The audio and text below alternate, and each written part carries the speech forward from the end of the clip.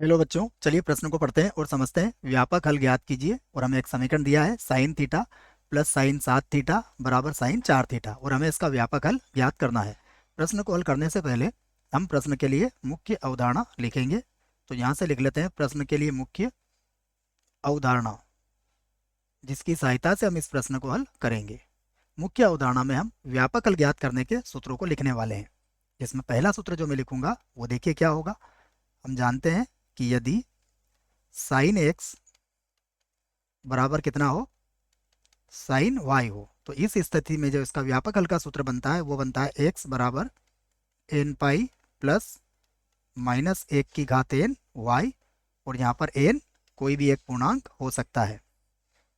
दूसरा सूत्र देखिए, यहाँ पर लिखेंगे हम यदि यदि कॉस एक्स बराबर कितना हो, कॉस वाई हो, तो इस स्थिति में जो व्यापक हल का सूत्र बनता है वो बनता है एक्स बराबर 2 n pi plus minus y, और यहाँ पर भी n जो है ये कोई भी एक पूर्णांक हो सकता है।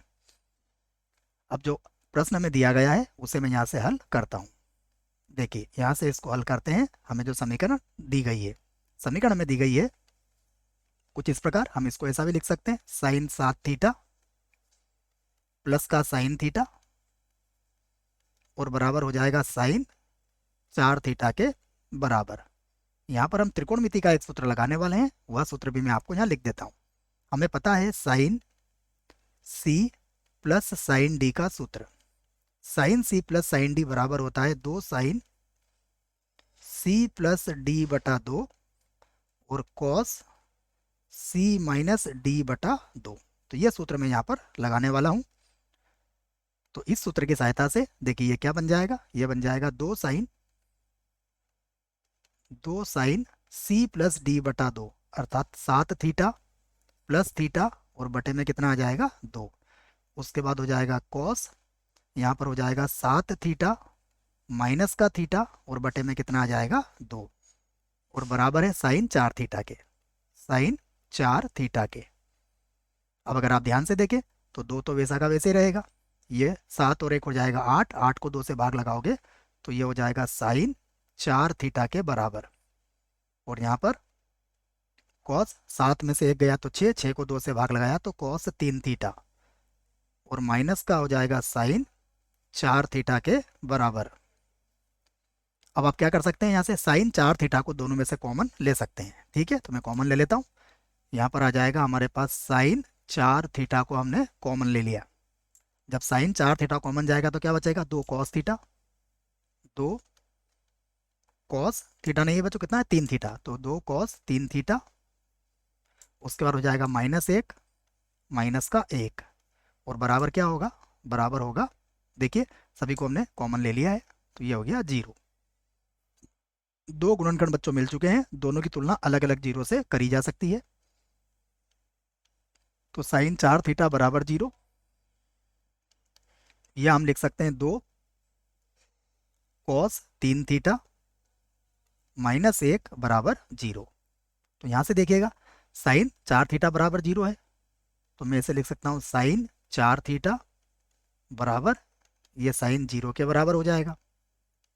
या यहाँ से देखिए ये हो जाएगा कॉस 3 थीटा बराबर कितना हो जाएगा 1/2, और 1/2 कब होता है कॉस में, ये कॉस अगर हमें याद हो तो ये 60 डिग्री का मान होता है, अर्थात इसको हम लिख सकते हैं पाई/3।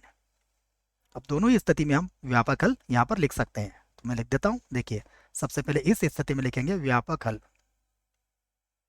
व्यापक हल।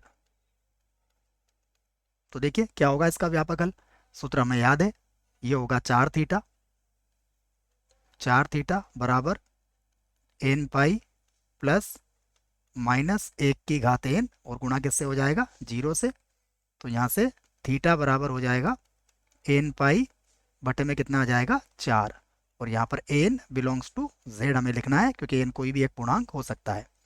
उसके बाद यहाँ से देखिएगा, यहाँ से अगर हम सूत्र लगाएं तो यहाँ से भी इसका व्यापक हल लिख सकते हैं। व्यापक हल देखिए यहाँ से व्यापक हल क्या बनेगा, ये बनेगा 3 थीटा बराबर, ये हो जाएगा 2 n पाई प्लस माइनस क्या हो जाएगा पाई/3, 3 हो जाएगा, 3 का भाग लगा दीजिए तो थीटा बराबर, ठीक है, थीटा बराबर हो जाएगा, चाहो तो आप यहाँ पर एक इस तरह से लाइन खींच सकते हो।